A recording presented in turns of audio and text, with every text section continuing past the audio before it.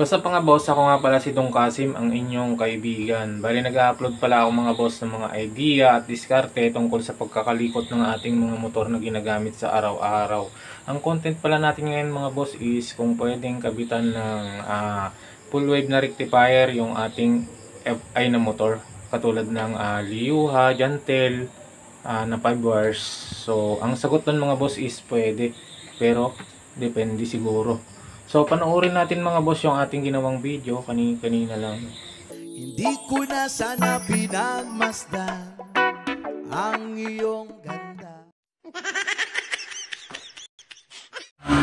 What's up mga boss? Magpo-full wave tayo ng Megaforce FI. So, bakit siya ipo-full wave mga boss? Nasira na kasi yung original niyang charger. At nakabili yung may-ari ng charger sa online. So kinabit namin. So ang nangyari mga boss, mabilis siya nag-iinit tapos umuusok.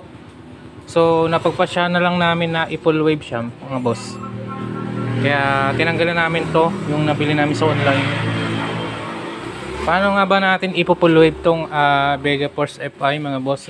So pupunta tayo sa wire na galing stator, yan. So ayan mga boss, dito sa bandang kanan ng ating Megaforce, bandang kanan, nandito yung kanyang wire na galing stator. Nandito yung mga jack. So makikita nyo dyan yung black saka yung white. So ang gagawin nyo mga boss, i-disconnect nyo na yung black, puputulin nyo or tatanggalin sa jack. Nasa sa inyo kung puputulin nyo or tatanggalin. Tapos pag natanggal nyo mga boss, maglalagay kayo ng extra wire papunta doon sa harapan para yun mai-connect natin. So ang gagamitin na natin mga boss is full wave charger. Ayan. So ito lang yung gagawin nyo mga boss. Wala na kayong kakalkalin kapag Yamaha, Sniper, Mio, pero lang yung STX, kasi yung STX kinakalkal din yon. Novo, ganun. So ganito lang gagawin nyo mga boss. So ayan, natanggal na natin yung ground dito sa ating socket. Ayan, makikita nyo mga boss, nakaputol na yung wire nung ground. Kulay black yan. So ang color coding ng Yamaha na ground is black. So ayan, pinutol na natin. Ang gagawin natin mga boss, lalagyan natin to ng extra wire papunta doon sa lalagyan ng kanyang rectifier. Lagyan natin. Okay mga boss, nadugtungan na natin ng wire yung pinutol natin na black wire. So i-consider na natin ito na floated, na positive input ng floated nating full wave rectifier. So dadalhin natin tong wire na to dito sa harap, sa may tabi ng dati niyang charger, sa pagkakabitan natin ng charger. So yung mga boss, nandito tayo sa dati niyang socket na stock rectifier. So may makikita kayo dyan white, yellow, red, blue, saka black. So tatanggalin natin tong white, or babalatan nyo mga boss, babalatan nyo na lang, balatan natin. Okay mga boss, binalatan natin yung white wire, tapos nilagyan natin ng extra wire ulit. So ito na mga boss yung input ng ating rectifier na dalawang floated.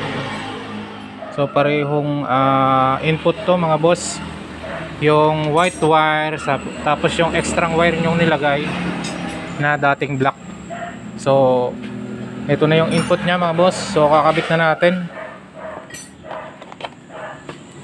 So yung mga boss, sa ating rectifier, tanggalin natin yung socket, yung jack. Tanggalin na natin yan para nakalabas na yung wire. Okay mga boss, natanggal na natin yung socket ng ating rectifier na LPI.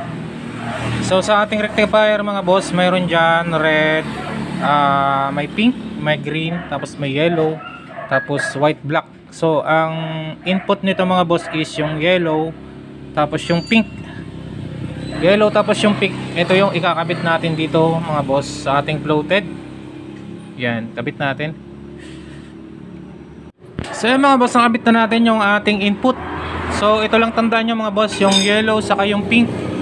Ito yung input ng ating rectifier na floated. So na-floated na natin tong ating Vega Force dahil tinanggal natin yung ground kanina. Nilagyan natin ng extra wire. So ito na yon.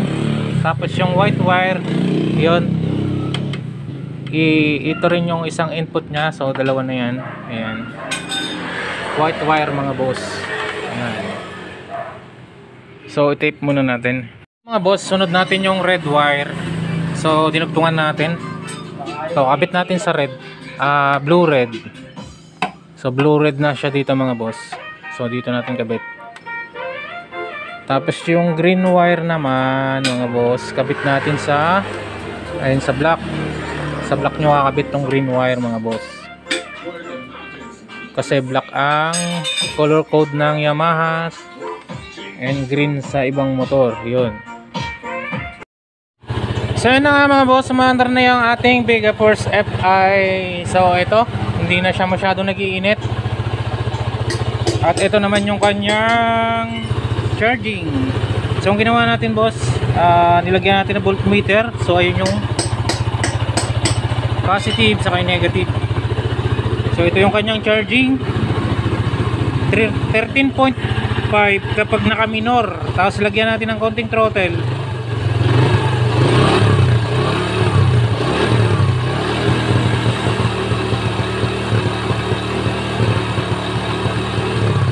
Yan, umaabot siya ng 15 mga boss. So okay pa yon, healthy pa siya.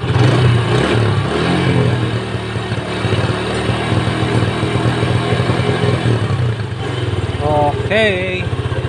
So ganun lang gagawin yung mga boss kapag wala kayong mabilihan ng charger ng ating Vega Force FI.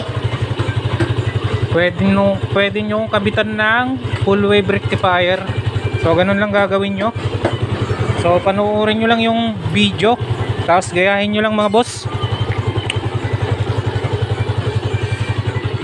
So ayun na nga mga boss, dito na nagtatapos yung ating video. So kakabit ko lang to, yung mga wirings nya. Maraming salamat nga pala mga boss, mga idolo sa inyong pagsubaybay sa ating channel. Sana mga boss ay mag-subscribe na kayo. Then hit nyo na rin po yung ating notification bell para lagi po kayong updated sa mga video natin at tutorial na ginagawa.